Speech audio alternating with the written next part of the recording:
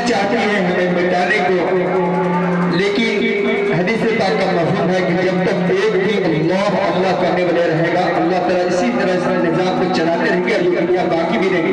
अगर हम नहीं रहेंगे ये दुनिया भी नहीं रहेगी। शेर बड़ा जब फरमाने की बरकत से और होंगे न मुसलमान तो दुनिया भी न होगी, होंगे न मुसलमान, होंगे न मुसलमान तो होंगे न, माशाअल्लाह आपके तेरे का अल्लाह ताला कबूल फरमाए। होंगे होंगे न मुसलमान तो दुनिया भी न होगी,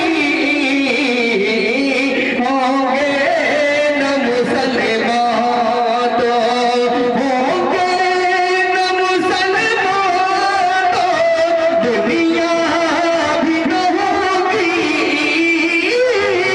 होंगे न मुसलमान दुनिया भी न होगी।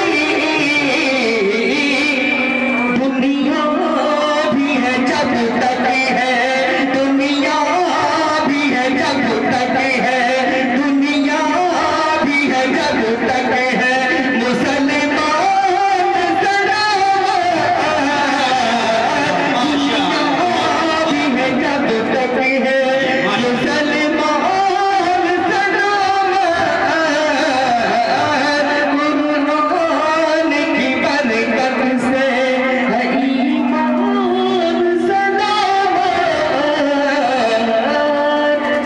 आप लोग बहुत ही खामोशी के साथ सुन रहे हैं। कम से कम आप लोग